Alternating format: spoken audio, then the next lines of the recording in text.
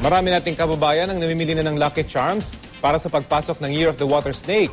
Pero paniwala nila hindi lang sa swerte nakasalalay ang magandang buhay, kundi sa pagtitiyaga at pagsisikap. Balitang hatid ni Mariz Sumali.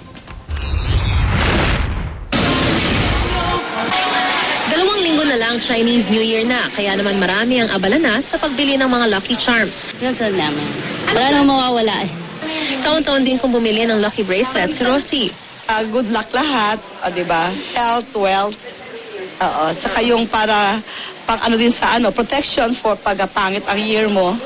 Dahil ang papasok na taon ay Year of the Water Snake, bukod sa figurines ng ahas at bracelets, maigi rin daw ayon sa mga feng shui expert na merong Tai Sui card, stabilizing amulet, Grand Duke amulet at all-in-one bracelet, lalo na sa mga hindi gaanong swerte ngayong taon, gaya ng mga ipinanganak sa Year of the Tiger, Snake, Pig at Monkey.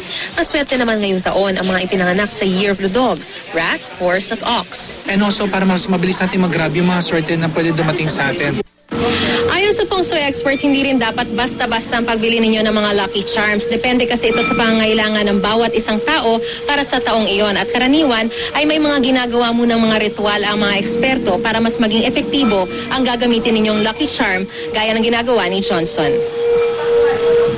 Pero tulad ng paalala ng Simbahang Katolika, dapat hindi ipinagpapaubaya sa ilang paniniwala ang masaganang buhay. Ito ang sinusunod ng Chinoy na si Jeric Chua. Sa Lucky Charms naman, wala namang masamang maniwala tayo, no? Pero ang pinaka-importante po talaga is yung sipag at tiyaga ng bawat tao. Tsaka yung pananalig natin sa Diyos. Kasabay nito inihahanda na rin sa pagsalubong ng Chinese New Year, bukod sa tikoy at hopya na mabenta na ngayon, ay ang Prosperity Basket na may lamang bigas, camel, pechay, basket, pink apple, 9 fishes at iba pa. Mariz Umali, GMA News.